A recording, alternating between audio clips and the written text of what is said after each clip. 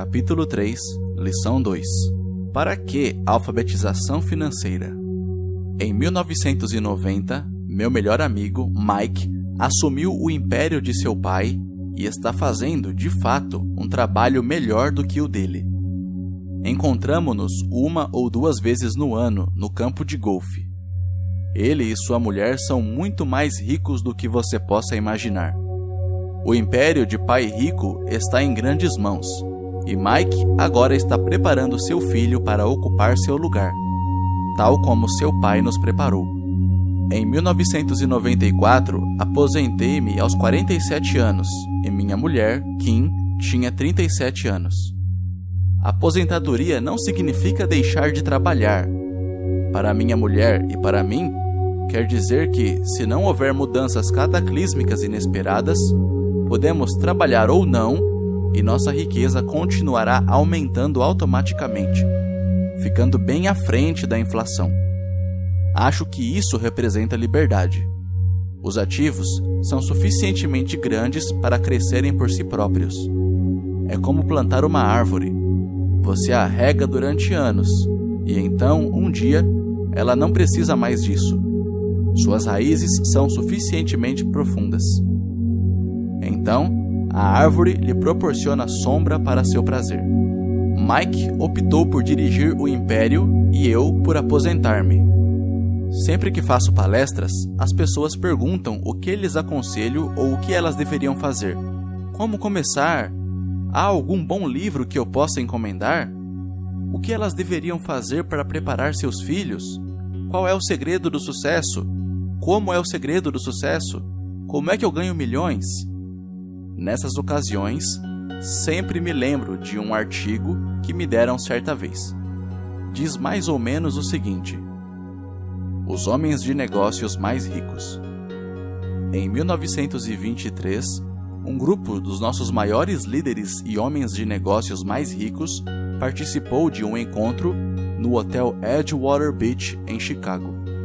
Entre eles estavam Charles Schwab, presidente da maior siderúrgica independente, Samuel Insull, presidente da maior empresa de energia elétrica, Howard Hobson, presidente da maior empresa fornecedora de gás, Ivar Kreuger, presidente da International Match Corporation, uma das maiores empresas da época, Leon Frazier, presidente do Banco Internacional de Compensações Financeiras, Richard Whitney, presidente da Bolsa de Valores de Nova York, Arthur Cotton e Jesse Livermore, 2 dos maiores especuladores de ações, e Albert Fall, um membro do gabinete do presidente Harding. 25 anos depois, 9 deles, os listados anteriormente, terminaram como se segue. Schwab morreu sem um centavo, depois de viver 5 anos de empréstimos. Insull morreu falido em um país estrangeiro. Kreuger e Cotton também morreram falidos. Hobson ficou louco. Whitney e Albert Fall tinham acabado de sair da cadeia. Frazier e Livermore se suicidaram. Duvido que alguém possa dizer o que aconteceu realmente com aqueles homens. Se você olhar a data da reunião, 1923, foi antes do crash da Bolsa de 1929 e da Grande Depressão, o que, desconfio, deve ter provocado grande impacto sobre esses homens e suas vidas. O interessante é isso. Hoje, vivemos em tempos de mudanças maiores e mais aceleradas do que esses homens vivenciaram. Imagino que nos próximos 25 anos, deverão registrar-se auges e quedas comparáveis aos enfrentados por eles. Estou muito preocupado com o fato de que gente demais se preocupa excessivamente com dinheiro e não com sua maior riqueza, a educação. Se as pessoas estiverem preparadas para serem flexíveis, se mantiverem suas mentes abertas e aprenderem, elas se tornarão cada vez mais ricas ao longo dessas mudanças. Se elas pensarem que o dinheiro resolverá seus problemas, receio que terão dias difíceis. A inteligência resolve problemas e gera dinheiro. O dinheiro sem a inteligência financeira é dinheiro que desaparece depressa. A maioria das pessoas não percebe que na vida o que importa não é quanto dinheiro você ganha, mas quanto dinheiro você conserva. Todos ouvimos histórias de ganhadores de prêmios na loteria que eram pobres, enriqueceram subitamente e voltaram a ser pobres. Ganham milhões e logo estão de volta ao ponto de partida. Ou histórias de atletas profissionais que aos 24 anos ganham milhões de dólares ao ano e que aos 34 estão dormindo embaixo da ponte. Hoje de manhã, quando estou escrevendo isto, o jornal conta a história de um jovem jogador de basquete que 1 ano atrás era milionário. Hoje, ele diz que seus amigos, seu advogado e seu contador levaram todo o seu dinheiro e está trabalhando em um lava-carros por um salário mínimo. Ele tem apenas 29 anos. Foi demitido do lava-carros porque se recusou a tirar seu anel de campeão enquanto trabalhava. E, por isso, sua história chegou ao jornal. Ele estava lutando por sua reintegração, alegando dificuldades para sobreviver e discriminação. O anel era tudo o que lhe restara. Afirmava que se isso lhe fosse tirado, ele desmoronaria. Em 1997, sei de muitas pessoas que estão se tornando milionários instantâneos. É a volta dos loucos anos 1920. E embora fique feliz de ver que as pessoas se tornam cada vez mais ricas, só posso advertir que, a longo prazo, não importa tanto o quanto você ganhou, mas o quanto você conservou e por quantas gerações isso é conservado. Partindo deste princípio, quando as pessoas perguntam como o Senhor começou, ou diga-me como ficar rico rapidamente, elas frequentemente ficam muito desapontadas com minha resposta. Eu simplesmente lhes digo o que meu pai rico me falou quando eu era um moleque. Se você quiser ficar rico, você precisa de uma alfabetização financeira. A ideia era martelada na minha cabeça toda vez que nos encontrávamos. Como já disse, meu pai instruído destacava a importância da leitura de livros, enquanto meu pai rico destacava a necessidade de dominar os conhecimentos das finanças. Se você quiser construir um Empire State Building, a primeira coisa a fazer é cavar profundamente o terreno e construir sólidos alicerces. Se você vai construir uma casa no subúrbio, tudo o que tem a fazer é assentá-la numa laje de concreto de 15 centímetros. A maioria das pessoas, em sua ânsia de enriquecer, tenta construir um Empire State Building sobre uma laje de 15 centímetros. Nosso sistema escolar, por ter sido criado na época agrária, ainda acredita em casas sem alicerces. Chão de terra batida ainda está na moda. Assim, a garotada sai da escola sem qualquer fundamento financeiro. Um dia, insones e endividados no subúrbio, vivendo o sonho americano, elas decidem que a resposta para seus problemas financeiros está em achar um meio de enriquecer rapidamente. Começam então a construção do arranha-céu. Sobe rapidamente e logo, em lugar de um Empire State Building, temos a torre inclinada dos subúrbios. De volta às noites insones. No meu caso e no de Mike, quando adultos, as nossas escolhas foram possíveis porque fomos ensinados a construir sólidos alicerces quando éramos apenas crianças. Agora vejamos, a contabilidade é possivelmente um dos assuntos mais áridos do mundo. E pode também ser o mais confuso. Mas, se você quiser ser rico, pode ser o assunto mais importante. A questão é, como pegar um tema entediante e confuso e ensiná-lo a crianças? A resposta é, simplifique. Comece por ensiná-lo por meio de figuras.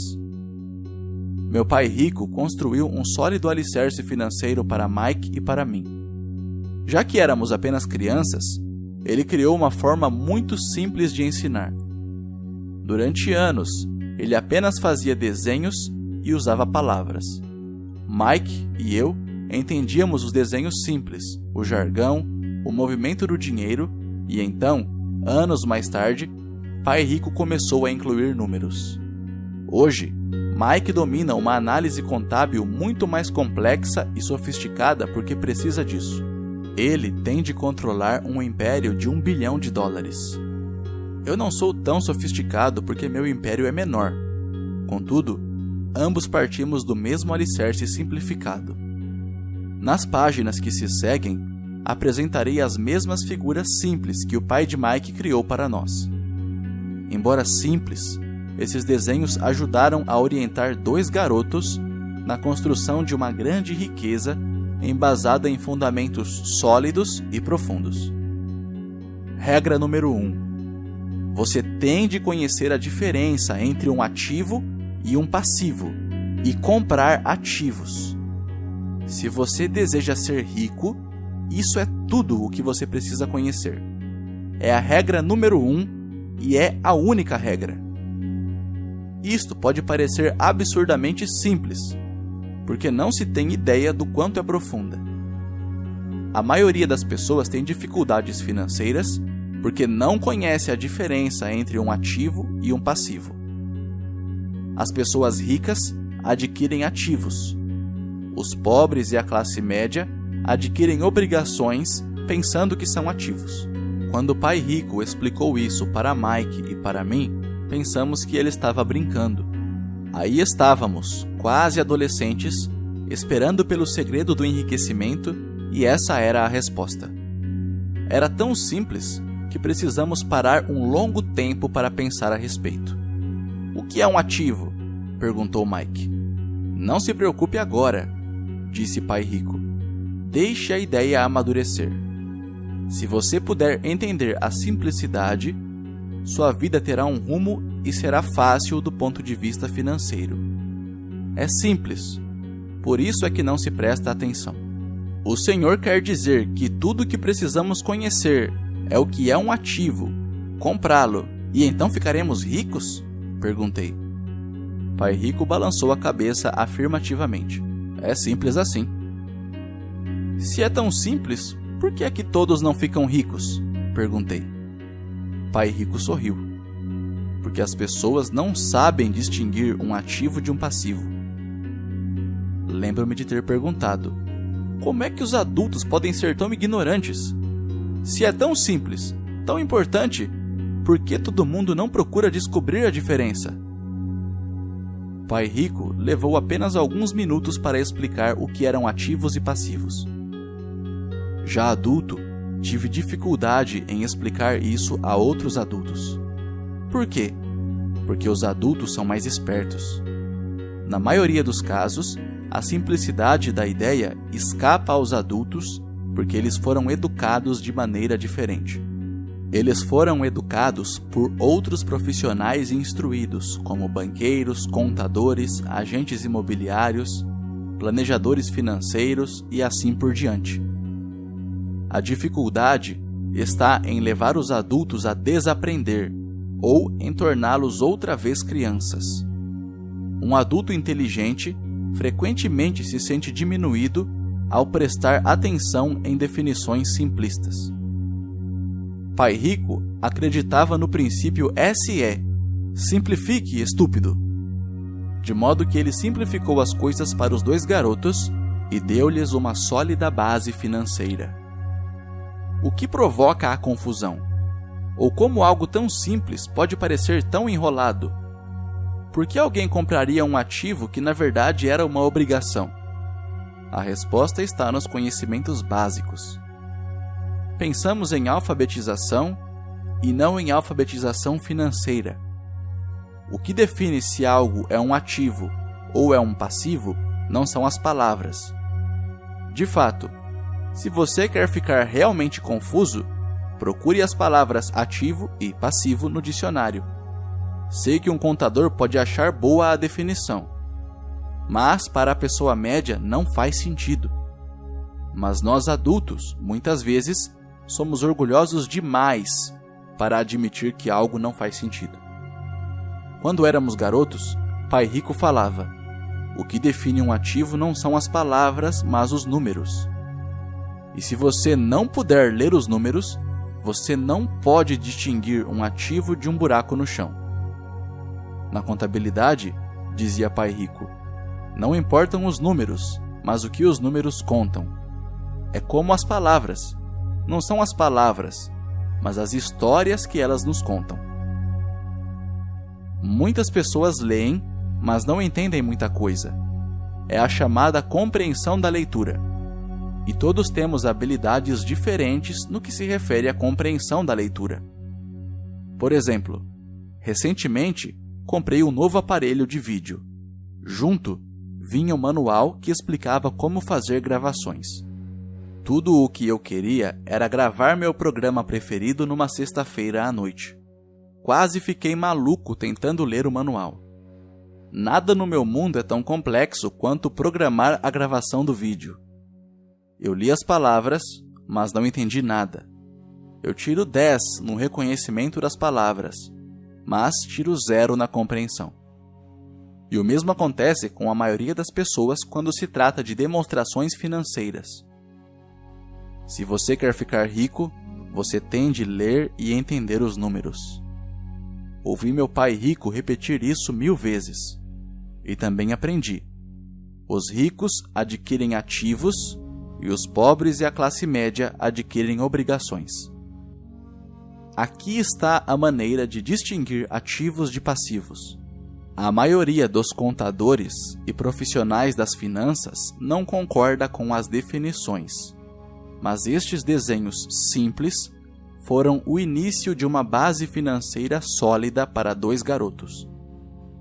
Para ensinar a pré-adolescentes, Pai Rico simplificou tudo durante anos, usando tantos diagramas quanto possível, o menor número de palavras possível e nenhum número. Este é o padrão do fluxo de caixa de um ativo. A caixa de cima é uma demonstração de renda, muitas vezes chamada de demonstração de lucros e perdas. Mede renda e despesas, dinheiro que entra e dinheiro que sai. O diagrama inferior é um balanço.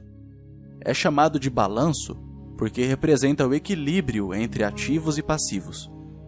Muitos novatos nas finanças não conhecem a relação entre a demonstração de renda e o balanço. O entendimento desta relação é vital. A principal causa da dificuldade financeira está simplesmente no desconhecimento da diferença entre um ativo e um passivo. E a confusão decorre da definição das 2 palavras. Se você quer uma lição de confusão, busque no dicionário as palavras ativo e passivo. Isto pode fazer sentido para contadores formados, mas para as pessoas comuns, parece que está escrito em mandarim. Você lê as palavras da definição, mas o entendimento verdadeiro é difícil.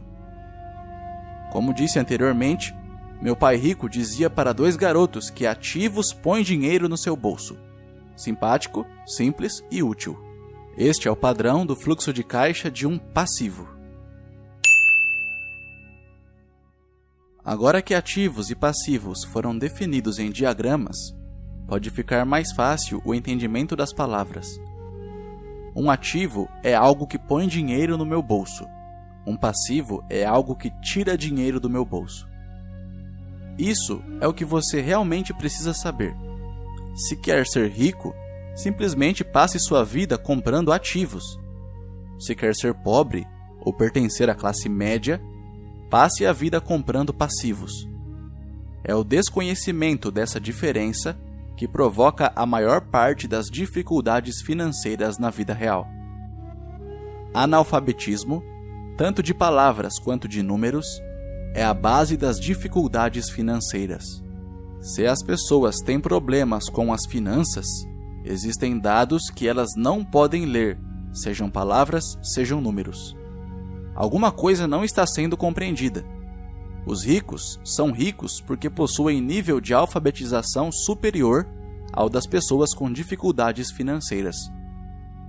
Se você quer ficar rico e conservar sua fortuna, é importante ser alfabetizado do ponto de vista financeiro, tanto em palavras quanto em números. As setas nos diagramas representam o movimento do dinheiro ou fluxo de caixa. Números dizem pouco, palavras também dizem pouco. É a história que conta. Nas demonstrações financeiras, a leitura dos números é a busca pelo enredo, pela história. A história de para onde o dinheiro está indo.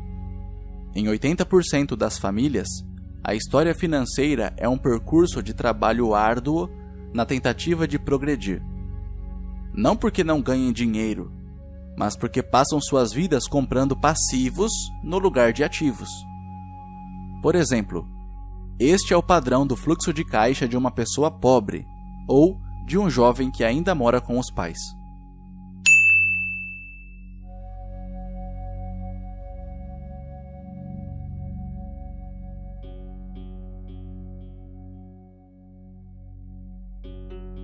Este é o fluxo de caixa de uma pessoa de classe média.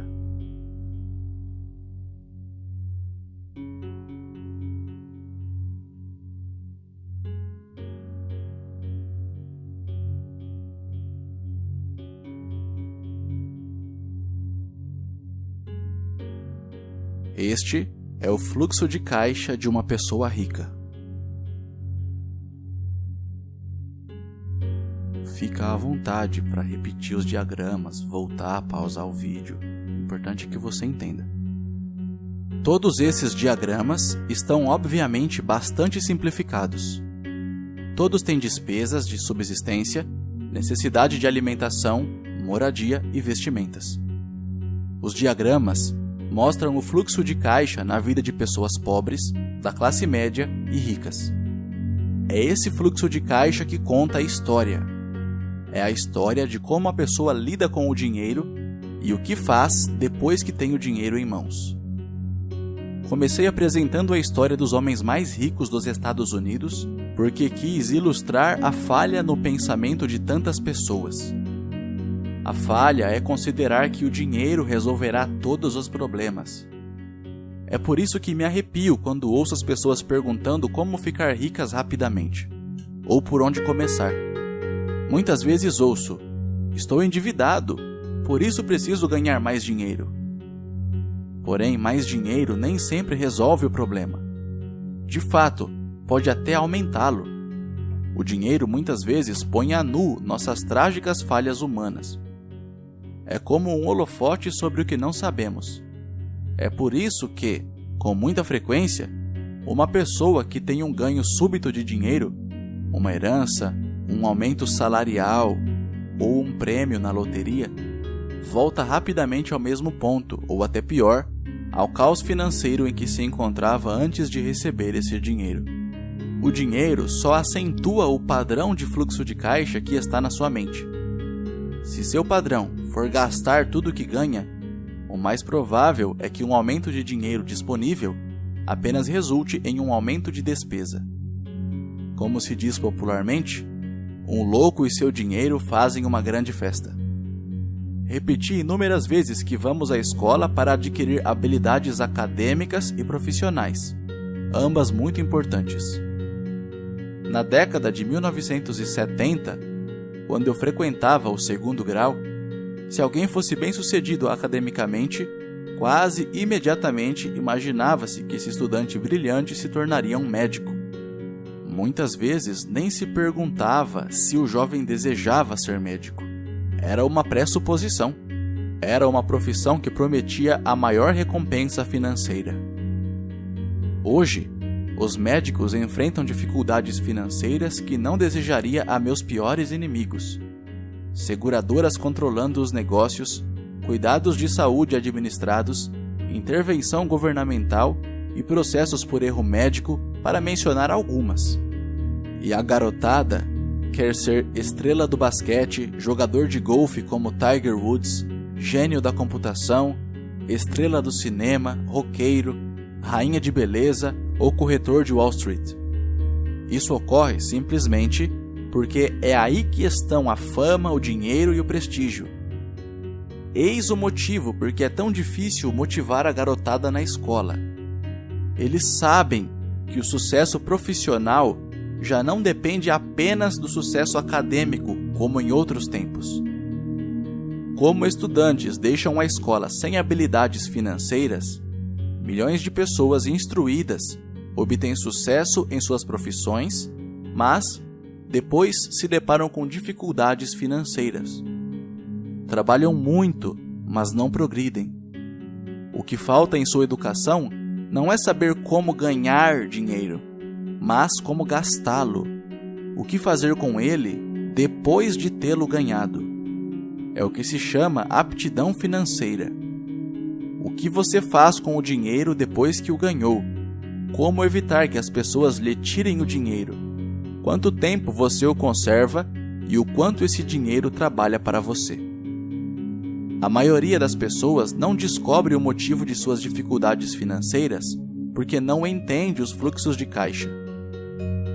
Uma pessoa pode ser muito instruída, bem-sucedida profissionalmente e ser analfabeta do ponto de vista financeiro.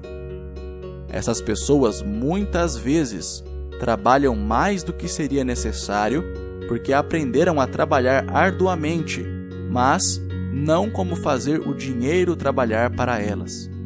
A história de como a conquista de um sonho financeiro se transforma em um pesadelo financeiro. A visão cinematográfica de pessoas trabalhadoras tem um padrão definido. Recém-casados, jovens altamente instruídos, felizes, mudam-se para um de seus pequenos apartamentos alugados. Imediatamente percebem que estão poupando dinheiro, porque dois podem viver com a mesma despesa de um. O problema é que o apartamento é apertado. Decidem então poupar para comprar a casa de seus sonhos e ter filhos. Eles têm duas rendas e se concentram em suas carreiras. Suas rendas começam a aumentar e a aumentar.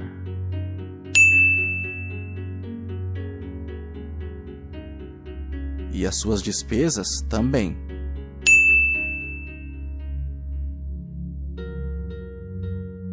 A despesa número 1 para a maioria são os impostos.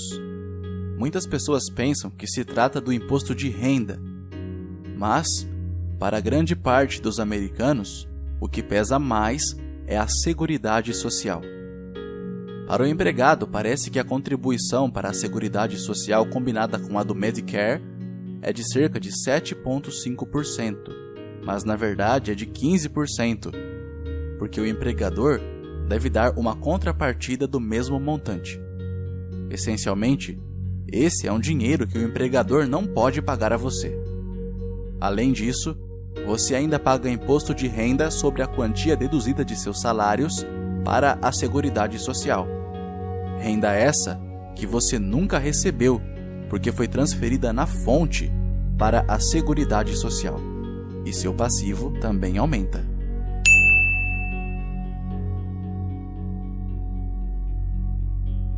Isso é visto mais claramente se voltarmos ao caso do jovem casal. Em consequência do aumento de suas rendas, eles resolvem comprar a casa de seus sonhos. Uma vez adquirida, eles pagam um novo imposto, o chamado imposto de propriedade. Então, eles compram um carro novo, novos móveis e novos eletrodomésticos para montar o novo lar. E de repente, acordam e a coluna do passivo está atulhada de dívidas hipotecárias e do cartão de crédito. Agora, eles estão aprisionados na corrida dos ratos. Chega o primeiro filho, eles trabalham ainda mais dinheiro e mais impostos, a chamada escalada da alíquota. Um cartão de crédito chega pelo correio. Eles o usam, mais despesa. Uma financeira telefona e diz que seu maior ativo, sua casa, teve seu valor aumentado. A empresa oferece um empréstimo de consolidação porque sua ficha é tão boa e lhes diz que o mais inteligente a fazer é zerar os altos juros ao consumidor liquidando seu débito junto ao cartão de crédito. E além disso, os juros pagos sobre a hipoteca imobiliária podem ser deduzidos do imposto de renda. Eles aceitam e zeram os débitos de seus cartões de crédito onerados pelos elevados juros ao consumidor. Eles suspiram aliviados. A dívida com o cartão de crédito está encerrada. Agora, suas dívidas de consumo estão somadas à hipoteca imobiliária de sua casa própria. As prestações mensais são reduzidas porque ampliaram o financiamento para 30 anos. É atitude muito inteligente. O vizinho os convida para irem às compras. Afinal, está começando a liquidação do Memorial Day. Uma chance de poupar algum dinheiro. Eles se dizem, não vamos comprar nada, só vamos olhar. Mas, para a eventualidade de achar uma boa oferta, põe aquele novo cartão de crédito na carteira. Encontro este jovem casal a toda hora. Seus nomes mudam, mas seu dilema financeiro é o mesmo. Eles vêm a minhas palestras para ouvir o que eu tenho a dizer. Perguntam-me, o senhor pode nos dizer como ganhar mais dinheiro? Seus hábitos de compra os levam a buscar mais renda. Eles nem sabem que o problema está na forma que escolheram para gastar o dinheiro que têm. São provocados por seu analfabetismo financeiro e não entendem a diferença entre um ativo e um passivo. Raramente os problemas de dinheiro das pessoas são resolvidos com mais dinheiro. A inteligência resolve os problemas. Um amigo meu costuma repetir uma frase para as pessoas endividadas. Se você descobre que se enterrou num buraco, pare de cavar. Quando criança, meu pai dizia frequentemente que os japoneses conheciam 3 poderes: o poder da espada, o poder da joia e o poder do espelho. A espada simboliza o poder das armas. Os Estados Unidos têm gastado trilhões de dólares em armamento, e por isso são a presença militar suprema do mundo. A joia representa o poder do dinheiro. Há uma certa verdade no dito. Lembre-se da regra de ouro. Quem tem o ouro faz as regras. O espelho significa o poder do autoconhecimento. Esse autoconhecimento, de acordo com a lenda japonesa, era o mais apreciado dos 3. Os pobres e a classe média muitas vezes permitem que o poder do dinheiro os controle. Ao simplesmente acordar e trabalhar mais arduamente, deixando de perguntar-se a si mesmos se o que fazem tem sentido, eles dão um tiro no próprio pé na hora em que saem de casa todos os dias. Por não entendê-lo plenamente, a maioria das pessoas permite que o formidável poder do dinheiro exerça o controle sobre elas. Contudo, o poder do dinheiro é usado contra elas. Se usassem o poder do espelho, teriam se perguntado, isso tem sentido? Com muita frequência, em vez de confiar em sua sabedoria íntima. A maioria das pessoas acompanha a multidão. Fazem apenas o que todo mundo faz. Conformam-se em vez de questionar. Muitas vezes, repetem sem pensar o que lhes foi dito. Ideias como diversifique ou sua casa é um ativo, sua casa é o maior investimento, você terá uma redução nos impostos endividando-se mais, consiga um emprego seguro, não assuma riscos. Diz-se que para muitas pessoas o medo de falar em público é maior do que o medo da morte.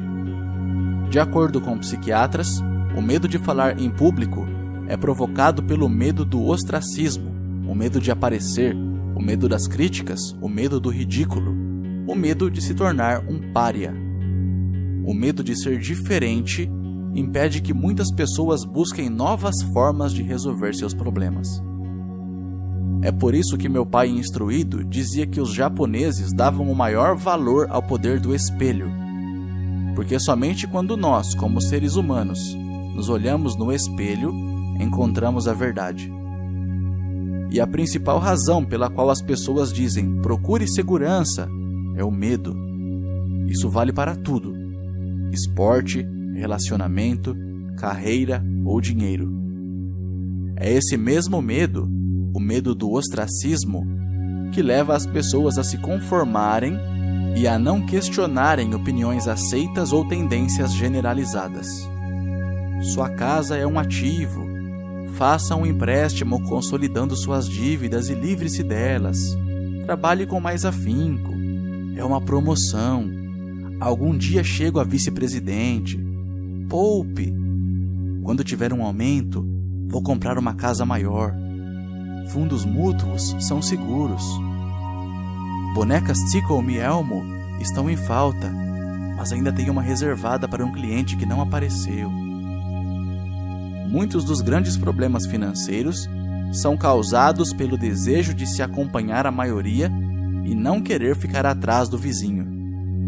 Ocasionalmente, todos nós precisamos nos olhar no espelho e seguir nossa sabedoria interior e não nossos medos. Quando Mike e eu estávamos com uns 16 anos, começamos a ter problemas na escola. Não éramos maus garotos, apenas começamos a nos distanciar da maioria. Trabalhávamos para o pai de Mike depois das aulas e nos fins de semana. Muitas vezes, Mike e eu passávamos horas depois do trabalho, sentados junto do seu pai, enquanto este se reunia com diretores de banco, advogados, contadores, corretores, investidores, gerentes e empregados. Ele era um homem que deixara a escola aos 13 anos e agora dirigia, instruía, comandava e questionava pessoas com alto nível de escolaridade. Elas acorriam a seu chamado e se preocupavam quando ele não as aprovava. Esse era um homem que não tinha acompanhado a multidão, um homem que pensava por si próprio e detestava as palavras "temos de fazer assim porque todos fazem assim". Ele também odiava ouvir "não é possível". Se você quisesse levá-lo a fazer alguma coisa, bastava dizer "acho que o senhor não consegue isso". Mike e eu aprendemos mais assistindo a essas reuniões do que em anos de escola, incluindo a faculdade. O pai de Mike não tinha uma instrução formal, mas tinha conhecimentos financeiros e, em consequência, era bem-sucedido. Ele costumava repetir para nós: uma pessoa inteligente contrata pessoas mais inteligentes do que ela mesma. Portanto, Mike e eu tínhamos o privilégio de passar horas ouvindo e, no processo, aprendendo com pessoas inteligentes. Mas, por causa disso, Mike e eu não podíamos acomodar-nos ao dogma padrão que nossos professores pregavam. E isso criava problemas. Sempre que um professor falava: se vocês não tirarem notas boas, vocês não se sairão bem no mundo real, Mike e eu franzíamos as sobrancelhas. Quando nos diziam para seguir as normas e não nos desviarmos das regras, víamos por que esse processo de ensino desestimulava de fato a criatividade. Começamos a entender por que Pai Rico nos dizia que as escolas se destinavam a formar bons empregados em lugar de bons empregadores. De vez em quando, Mike e eu perguntávamos a nossos professores como se aplicava na prática o que estávamos estudando, ou por que não estudávamos o dinheiro e como ele funcionava. Esta última pergunta era muitas vezes respondida com a afirmação de que o dinheiro não era importante, que se nós tivéssemos uma educação excelente, o dinheiro viria atrás. Quanto mais sabíamos sobre o poder do dinheiro, mais nos distanciávamos de nossos mestres e colegas. Meu pai instruído nunca me pressionava em relação às notas. Muitas vezes me perguntei por quê. Ele, porém, começou a discutir sobre dinheiro. Com 16 anos, já tinha provavelmente uma base de conhecimentos sobre dinheiro melhor do que minha mãe e meu pai. Eu sabia escriturar livros contábeis, ouvia especialistas em tributação, advogados especializados em questões empresariais, gerentes de banco, corretores imobiliários e investidores. Meu pai falava com professores. Certo dia, meu pai falou que nossa casa era seu maior investimento. Uma discussão um tanto desagradável teve início quando eu lhe mostrei por que não achava que uma casa fosse um bom investimento. O diagrama a seguir ilustra a diferença na percepção de meu pai rico e de meu pai pobre no que se referia a casas. Um pensava que sua casa era um ativo, o outro, que era um passivo.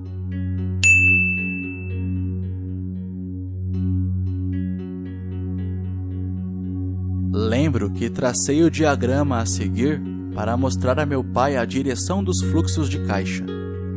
Também lhe mostrei as despesas que acompanhavam a posse de uma casa. Uma casa maior representa despesas maiores e o fluxo de caixa sai pela coluna das despesas.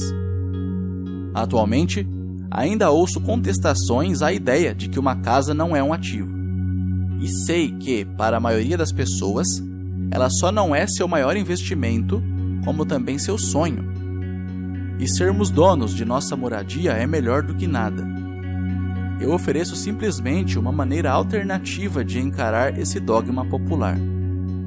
Se minha mulher e eu fôssemos comprar uma casa maior, mais vistosa, nós a encararíamos não como um ativo, mas como um passivo, já que iria tirar dinheiro de nossos bolsos. Aqui vai o argumento que desenvolvo.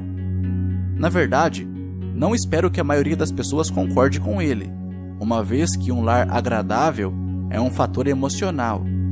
E no que se refere a dinheiro, grandes emoções tendem a reduzir a inteligência financeira.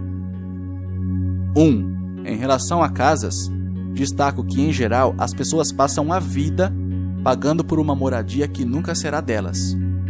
Em outras palavras, compra-se uma casa nova a cada tantos anos, incorrendo cada vez em um novo empréstimo de 30 anos sobre a casa anterior. 2. Apesar de poderem deduzir os juros da hipoteca para fins de imposto de renda, as pessoas pagam todas as demais despesas com o dinheiro que sobra depois de pago o imposto, mesmo depois que liquidam a hipoteca. 3. Impostos sobre a propriedade. Os pais de minha mulher ficaram chocados quando os impostos sobre a propriedade relativos à sua residência aumentaram para $1.000 mensais. Isso ocorreu após sua aposentadoria, de modo que o aumento pressionou seu orçamento e eles se viram obrigados a mudar de casa. 4. O valor dos imóveis nem sempre aumenta. Em 1997, enquanto escrevo este livro, eu tenho amigos que devem $1 milhão por imóveis que só conseguiriam vender por $700 mil. 5. As maiores perdas são as das oportunidades que não foram aproveitadas. Se todo o seu dinheiro está comprometido com o imóvel onde mora, você pode ser obrigado a trabalhar mais porque todo o seu dinheiro continua saindo na coluna das despesas, o padrão clássico do fluxo de caixa da classe média, em lugar de aumentar a coluna dos ativos. Se um jovem casal destinasse uma soma maior à aquisição de ativos, mais tarde teria maiores facilidades, especialmente estaria preparado para pagar os estudos superiores de seus filhos. Seus ativos teriam aumentado e estariam disponíveis para cobrir despesas. Com excessiva frequência, um imóvel residencial só serve como meio de incorrer em empréstimos hipotecários para pagar despesas crescentes. Em suma, o resultado final de optar por possuir um imóvel residencial caro demais, em lugar de começar a formar um portfólio de ativos mais cedo, prejudica o indivíduo de 3 formas. 1. Perda de tempo, porque outros ativos poderiam ter registrado aumento em seu valor. 2. Perda de capital adicional, que poderia ter sido investido em vez de se ter pagado as altas despesas de manutenção relacionadas diretamente ao imóvel residencial. 3. Perdas na instrução. Com muita frequência, os casais consideram seu imóvel residencial, as poupanças e o plano de aposentadoria como o total de sua coluna de ativos. Como não tem dinheiro para investir, eles simplesmente não investem. Isso lhes custa a experiência do investimento. Quase nunca conseguem tornar-se o que o mundo dos investimentos denomina um investidor sofisticado. E os melhores investimentos são em geral oferecidos aos investidores sofisticados, que por sua vez vendem-nos às pessoas que buscam a segurança. A demonstração financeira de meu pai instruído é a melhor demonstração da vida de alguém que está na corrida dos ratos. Suas despesas sempre acompanharam sua renda, de modo que nunca investiu em ativos. Em consequência, seus passivos, como a hipoteca imobiliária e as dívidas do cartão de crédito, eram maiores que seus ativos. A figura a seguir fala mais do que 1000 palavras.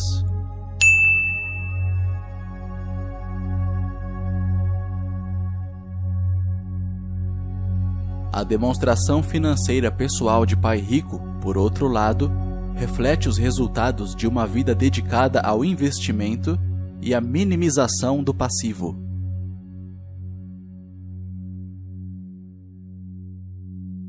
Uma revisão da demonstração financeira de meu pai rico mostra por que os ricos ficam mais ricos.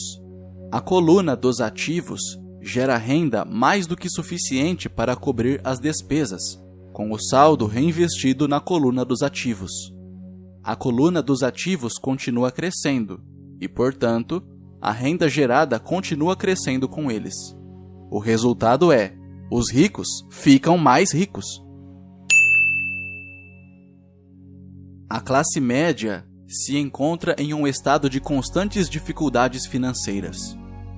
Sua renda principal é gerada por salários e, quando seus salários aumentam, os impostos também aumentam. Suas despesas tendem a crescer no mesmo montante de seus salários. Daí a expressão corrida dos ratos.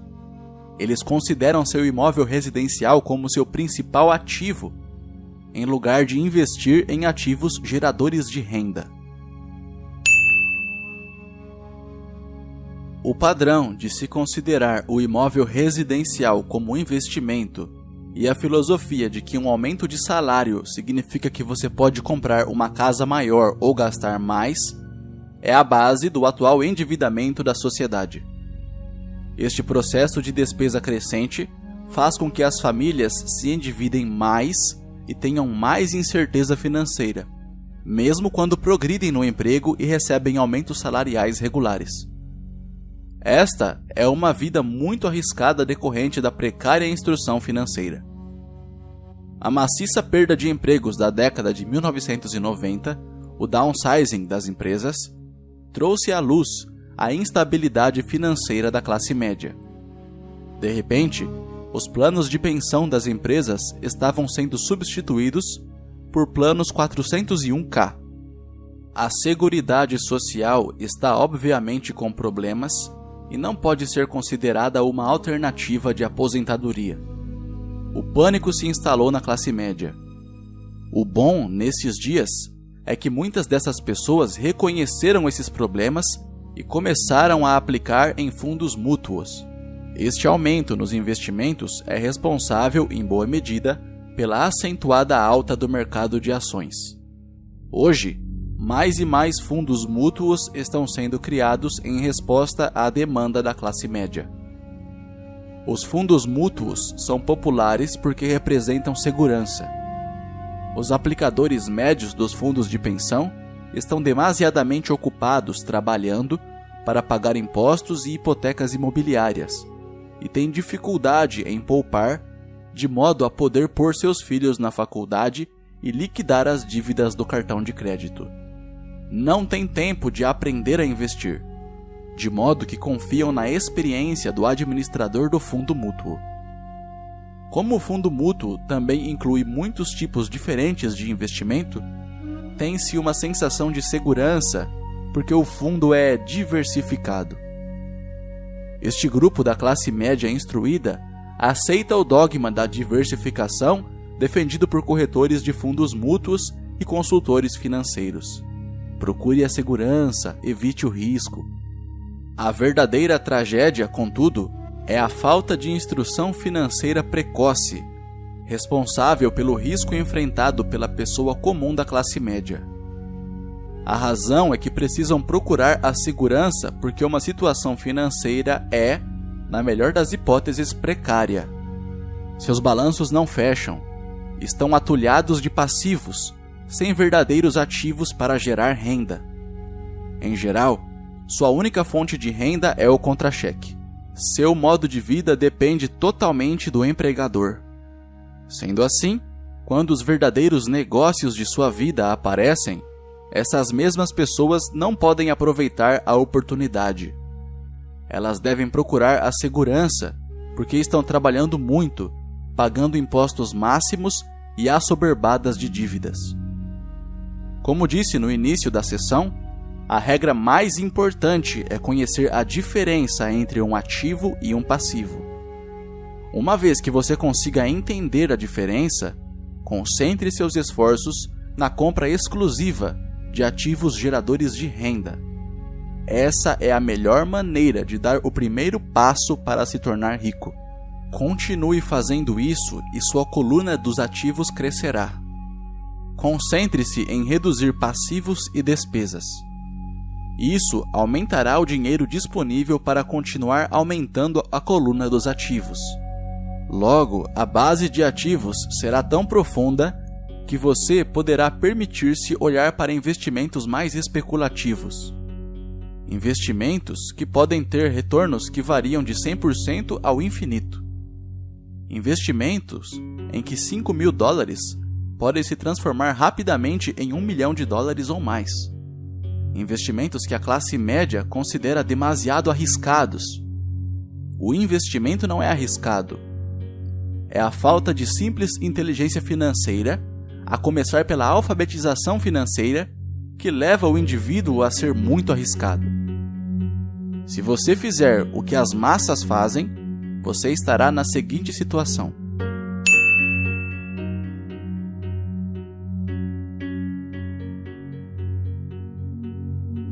Como empregado possuidor da casa própria, seus esforços no trabalho, em geral, resultam no seguinte: 1. Você trabalha para alguém. Os esforços e o sucesso da maioria das pessoas assalariadas ajudarão a garantir o sucesso, o enriquecimento e a aposentadoria do dono da empresa e de seus acionistas. 2. Você trabalha para o governo. O governo fica com uma parte de seu contra-cheque, antes mesmo que você veja o dinheiro. Ao trabalhar mais, você simplesmente aumenta o montante de impostos que o governo arrecada. A maioria das pessoas trabalha de janeiro a maio apenas para o governo. 3. Você trabalha para o banco. Depois dos impostos, sua maior despesa é, em geral, a hipoteca imobiliária e a conta do cartão de crédito. O problema decorrente de simplesmente trabalhar mais é que cada uma dessas 3 parcelas leva consigo uma parte maior de seu esforço. Você precisa aprender a fazer com que seus maiores esforços beneficiem diretamente você e sua família. Uma vez que você decidiu cuidar de seus próprios problemas, como determinar seus objetivos? É necessário, em geral, dedicar-se à sua profissão e usar os salários recebidos para financiar a aquisição de ativos. À medida que os ativos crescem, como medir a extensão de seu sucesso? Quando alguém percebe que está rico, que tem fortuna? Da mesma maneira que tenho minhas definições de ativos e passivos, também tenho minha própria definição para a riqueza. Na verdade, eu a tomei emprestada de alguém chamado Buckminster Fuller. Alguns o consideram um charlatão e outros um gênio vivo. Anos atrás, ele criou um auê entre os arquitetos ao solicitar a patente para algo chamado um domo geodésico. Mas, ao fazer isso, ele também falou algo sobre a riqueza. Parecia à primeira vista muito confuso, mas depois de relê-lo algumas vezes, começou a fazer sentido. A riqueza é a capacidade de uma pessoa sobreviver tantos dias a mais, ou, se eu parar de trabalhar hoje, por quanto tempo poderei sobreviver? Ao contrário do patrimônio líquido, a diferença entre ativos e passivos, que frequentemente está repleta com o lixo caro e as opiniões de pessoas sobre o valor das coisas, esta definição cria a possibilidade de desenvolver uma mensuração verdadeiramente acurada. Poderia assim medir e saber em que pé estou em termos de meu objetivo de tornar-me financeiramente independente. Embora o patrimônio líquido frequentemente inclua ativos que não geram dinheiro, como objetos comprados e agora abandonados num canto da garagem, a riqueza mede quanto dinheiro seu dinheiro está gerando e, portanto, sua sobrevivência financeira. A riqueza é a medida do fluxo de caixa gerado pela coluna dos ativos em comparação com a coluna das despesas. Vejamos um exemplo. Digamos que o fluxo de caixa da minha coluna de ativos gere $1.000 por mês e que eu tenha despesas mensais de $2.000. Qual é a minha riqueza? Voltemos à definição de Buckminster Fuller. Usando essa definição, quantos dias para a frente posso sobreviver? Consideremos um mês de 30 dias. Por essa definição, eu tenho um fluxo de caixa suficiente para meio mês. Quando eu tiver alcançado um fluxo de caixa gerado por meus ativos de $2.000, então eu serei abastado. Ainda não estou rico, mas sou abastado. Agora, eu tenho uma renda gerada por ativos a cada mês que cobre totalmente minhas despesas mensais. Se eu desejo aumentar essas despesas, preciso primeiro aumentar o fluxo de caixa gerado por meus ativos para manter esse nível de renda. Observe que nesse ponto, eu não dependo mais de meu salário. Eu me concentro com sucesso em construir uma coluna de ativos que me tornou financeiramente independente. Se eu largar meu emprego hoje, eu poderei cobrir minhas despesas mensais com o fluxo de caixa gerado por meus ativos. Meu próximo objetivo poderia ser empregar o excedente de meu fluxo de caixa no reinvestimento em mais ativos. Quanto mais dinheiro for destinado para a coluna dos ativos, mais esta crescerá. Quanto mais meus ativos crescerem, mais aumentará meu fluxo de caixa. E enquanto eu mantiver minhas despesas menores do que o fluxo de caixa gerado por esses ativos, eu me tornarei mais rico, com mais e mais fontes de renda, além de meu trabalho físico. Enquanto este processo de reinvestimento continuar, estarei no caminho do enriquecimento. A verdadeira definição de riqueza depende de quem a define. Você nunca poderá ser rico demais. Lembre desta observação simples. Os ricos compram ativos. Os pobres só têm despesas. A classe média compra passivos pensando que são ativos. E como eu cuido dos meus negócios? Qual é a resposta? Ouça o fundador do McDonald's.